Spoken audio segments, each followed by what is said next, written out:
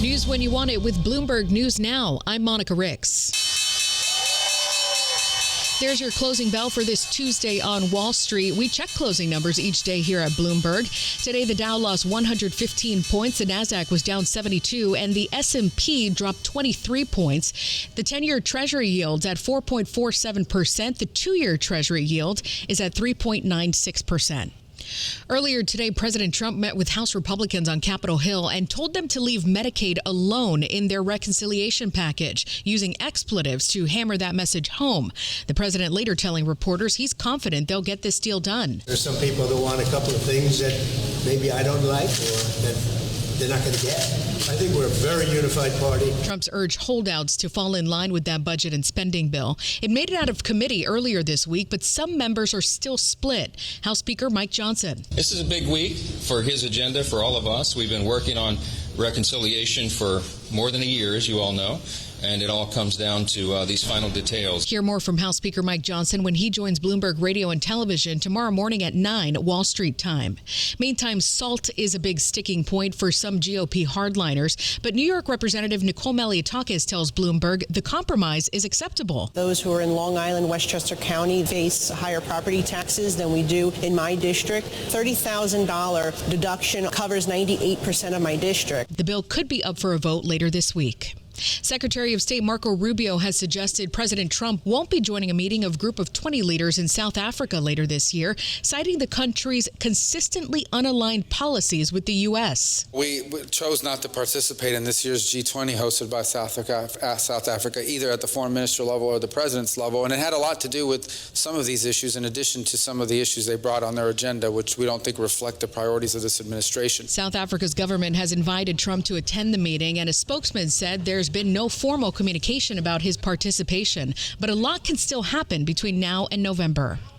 Elon Musk says he's sticking with Tesla as its CEO for the next 5 years as the company works to turn its sales around. He spoke at Bloomberg's Qatar Economic Forum via Zoom and tells Bloomberg's weekend editor-at-large, Michelle Hussein, he's cutting back on his political spending, too. In terms of political spending, I'm going to do a lot less in the future.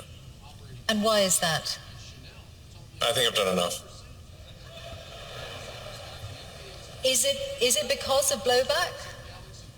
Well, if I see a reason to do political spending in the future, I will do it. I do not currently see a reason. Elon Musk talking to Bloomberg's Michelle Hussein. Musk spent at least $250 million supporting Trump during his campaign last year.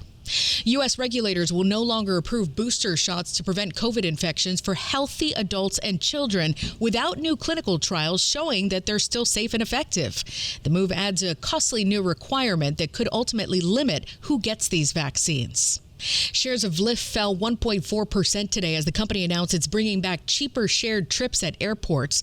Lyft discontinued the option 2 years ago, but is testing it out again at 8 major airports in a new push to attract inflation-weary consumers. Google says it plans to bring products to market faster now to keep up pace with new rivals in the AI age. CEO Sundar Pichai. We want to get our best models into your hands and our products ASAP. And so we are shipping faster than ever. We have announced over a dozen models and research breakthroughs and released over 20 major AI products and features, all since the last I.O. Google CEO Sundar Pichai at the company's annual developer conference in California. He unveiled Gemini AI upgrades and the Android 16 preview. That'll be available for Pixel devices next month. Shares of Alphabet down 1.5%. Testimonies done for the day in Sean Diddy Combs' sex trafficking trial, but the Homeland Security agent who led the raid at Diddy's mansion in Miami last year will be back on the stand tomorrow. Among other things, Special Agent Gerard Gannon says his team found AR-15 parts and loaded magazines in the music mogul's closet, but they weren't able to trace the weapons because serial numbers had been scratched out.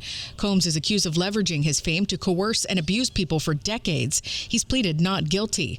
Prosecutors say rapper Kid Cudi is expected to testify soon after.